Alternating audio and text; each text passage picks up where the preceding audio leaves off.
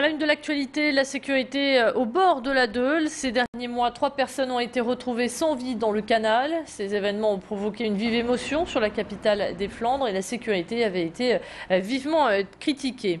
Eh bien, sachez que la préfecture de Lille a décidé d'agir en concertation avec les voies navigables de France et les pompiers. Elle a décidé d'installer une ligne de vie pour permettre aux personnes qui tombent à l'eau de remonter à la surface. Et ce n'est pas tout. Des panneaux signalisant le danger seront multipliés. Les patrouilles de police au bord de la Deûle seront renforcées. Ces aménagements interviendront pour le mois de mai. Explication supplémentaire au micro de Tanguy Lécluse. Vous pouvez mettre les murs les plus hauts. Il y a toujours quelqu'un qui va essayer de les franchir. Donc là, l'objectif, c'est pas d'interdire la promenade au bord de la Deûle. Ce n'est pas... non, c'est de pouvoir profiter de cet environnement, d'informer les promeneurs des dangers qu'il y a à tomber dans l'eau, et puis lorsqu'on tombe dans l'eau, de pouvoir donner à la victime toutes les chances de s'en sortir. Au lendemain de l'annonce des suppressions de classes sur notre département, le moral est au plus bas dans certaines écoles. Exemple à Oisem, où la maternelle André va fermer l'une de ses classes.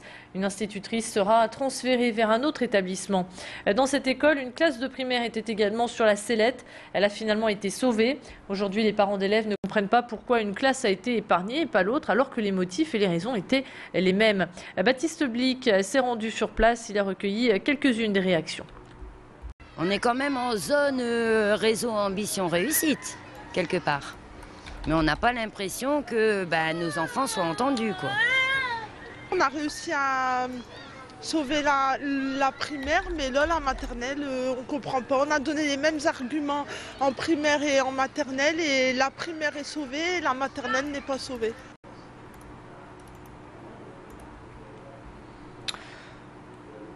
On enchaîne et on va parler de l'Institut Pasteur qui est devant la justice. 48 salariés spécialisés dans les analyses de l'eau risquent de perdre leur emploi.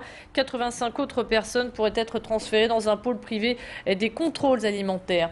Et depuis l'annonce de ce plan de réorganisation, les salariés s'inquiètent pour leur avenir car depuis plusieurs mois, l'Institut Pasteur doit faire face à une trésorerie de plus en plus déficiente.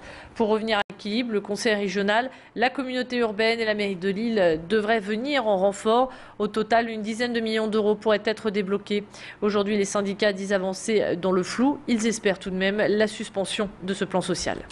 Nous espérons que la décision va, suspendre ce plan social que nous estimons irrégulier pour que toute la procédure soit recommencée, puisque je rappelle aussi qu'en dehors du fait qu'ils ont minimisé le nombre de licenciements, ils ont aussi oublié de consulter le CHSCT. Donc toute la procédure d'information-consultation, nous estimons qu'elle est irrégulière.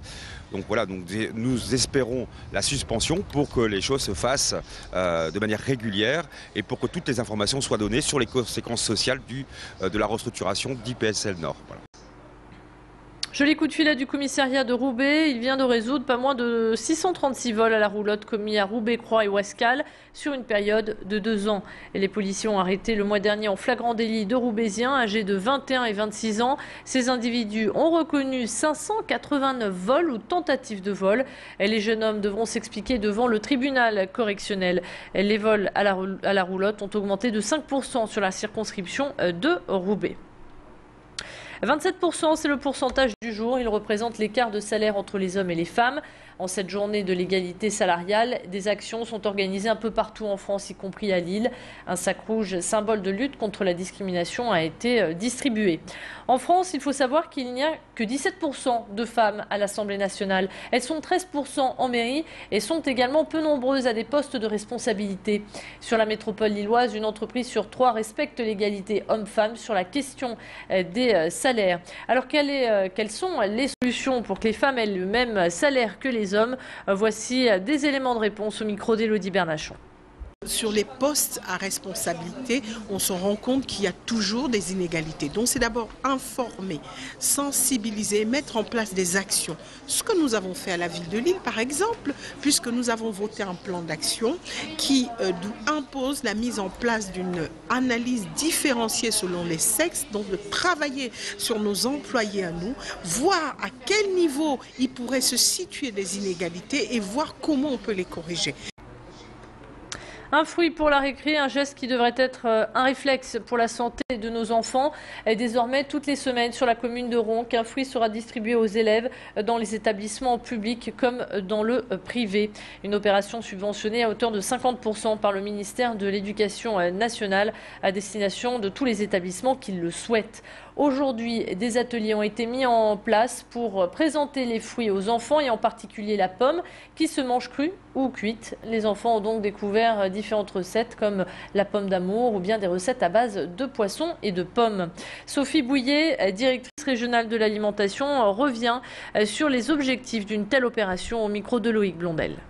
Alors, un fruit à la récré, c'est une opération qui a été lancée en 2008 par le ministère en charge de l'agriculture avec un objectif, c'est augmenter la consommation de fruits chez les plus jeunes en organisant la distribution de fruits dans le cadre scolaire, distribution de fruits qui est accompagnée de formation pédagogique pour les jeunes autour du fruit, de sa diversité, la saisonnalité.